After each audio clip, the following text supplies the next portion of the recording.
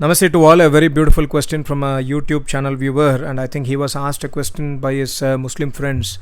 That the Muslim brother was asking that, as per Rig Veda 10th Mandal 72nd Sukta, that God creates this universe with the help of Prakriti.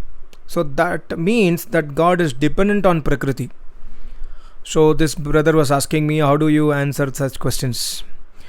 So I tried to explain this in my previous videos. Several of my videos I have explained this, but again I am reiterating. We must always understand the fundamentals. God is not a magician. Even there are certain things which God cannot do, and that is absolutely fine, absolutely Vedic. For example, God cannot die. That does not mean that God is not powerful. Can God die? God cannot die. That is not making God as not powerful. And secondly, that God cannot speak falsehood, or God cannot teach falsehood. God cannot teach us adharma. That does not mean that God is not all powerful. So we must always understand the right definition of what is Almighty. Almighty definition is for creating this universe, for sustaining this universe, for destroying this universe, for giving us the karma phala, that is the result of our deeds, for controlling the birth and death of this universe, for controlling every result of the deeds of every human being or every souls in this universe. God does not need any assistance. He can do all these activities without any assistance. That is the meaning of Almighty. Almighty does not mean that God can do anything. God cannot do anything which is anti-Vedic, which is unscientific. For example, if somebody says God needs the help of Prakriti, so God is dependent on Prakriti, that means he does not understand who is Almighty God. He does not understand the basic principle of science. See, what we must understand in the scientific context is there is no effect possible without a cause. And of course, the primary cause does not have any cause beyond it. That means, as I explained in my previous video also, I made one video about universe creation. Prakriti is that state of matter which cannot be further divided. So that is the last state of Mool stage. That is the last stage where matter can neither be destroyed beyond this. Destroyed means it cannot convert into any other. For example, atom can be converted. Electrons can be converted. Vibrations, the quarks can be converted into further finer stages. Even the intellect can be converted. Even the mind can be converted into further finer stage. But the last stage is the primordial stage. That is the Prakriti. That's the Moola stage. Beyond this stage, the Prakriti cannot be further disintegrated. That's why it is called as Moola Prakriti, or let's say Mool Tattva. So here we must understand the Vedic Sanatana Dharma. The Almighty God says in the Vedas there are three eternal entities. Number one is myself, which is Almighty God. I am not created. I don't have parents. I am Swayambhu. Number two, you are also Swayambhu. You are not created by any parents. You are not created by any raw material. You cannot be destroyed. You are Swayambhu. You are self-existent. You means your souls. All the souls in this universe are self-existent. They are Swayambhu. Number three is Prakriti. Prakriti is the primordial state of matter which can not be further disintegrated. So these three are eternal entities. By the power of God acting on the Prakriti, God creates this universe.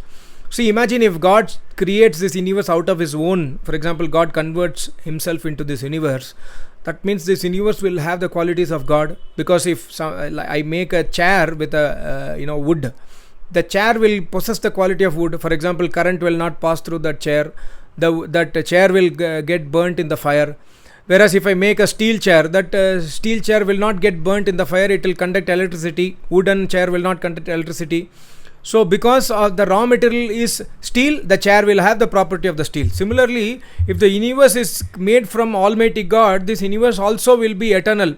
In this universe, nothing will die. Nothing will change. It will be self-existent.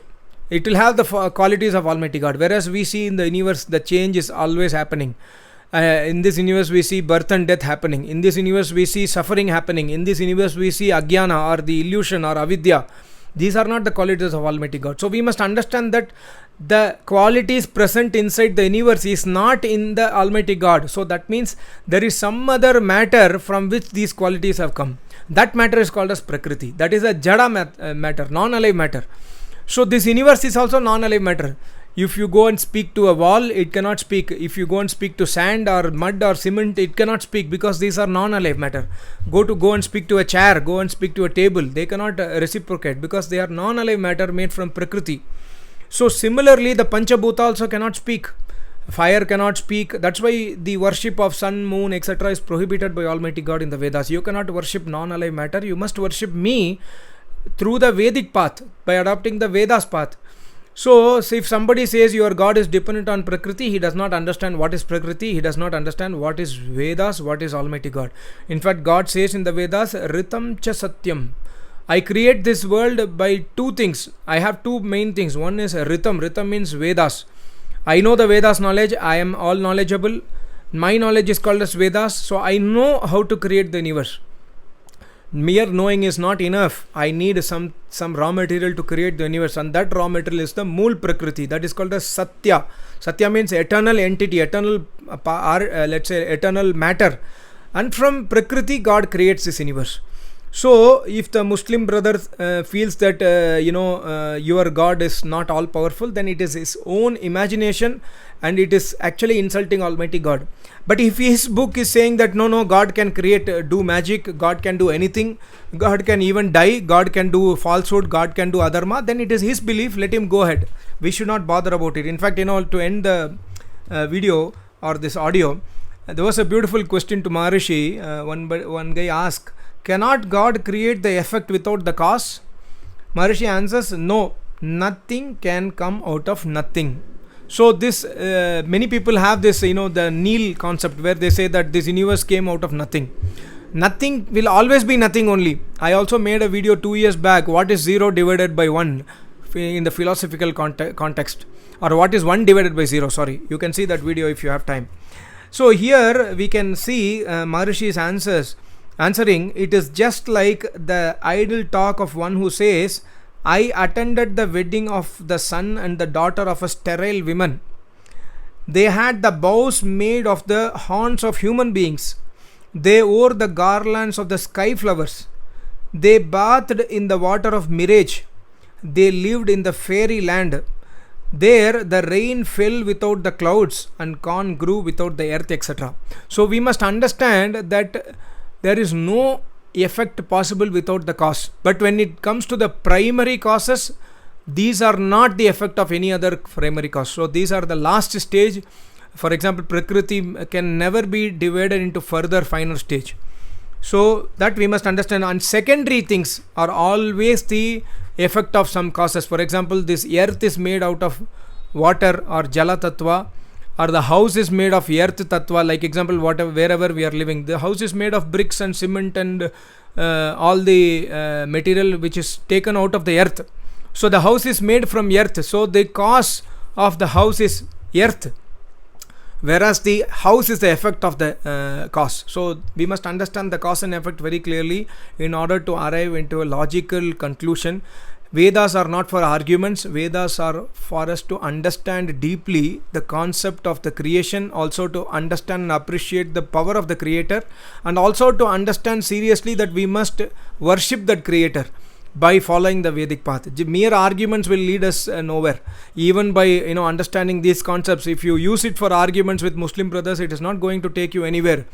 And there is no difference between a person who says Vedas are false, or there is no difference between a person who says Vedas are true, unless and otherwise you derive the meaning of Vedas and imply or implement in your life.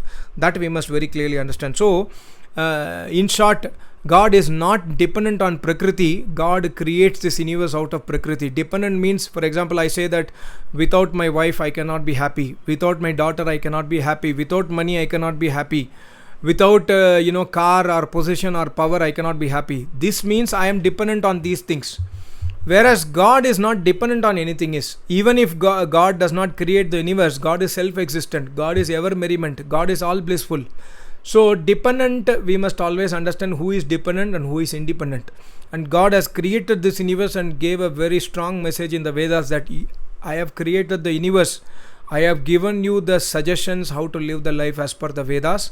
If you follow it, you may attain moksha, but if you do not follow, you cannot attain moksha. You will be coming into the birth and death cycle. But I have given you free will. You can do any karma as per, you can worship any almighty god, you can create n number of almighty god and worship, but the result is always in my hands. So we are dependent on almighty god, whereas almighty god is not dependent on us. Even if the whole world do not worship almighty god, still god will not get into pains or miseries. We will get into pain and miseries. That we must understand. I hope it clarified. Thank you so much. Namaste. Om.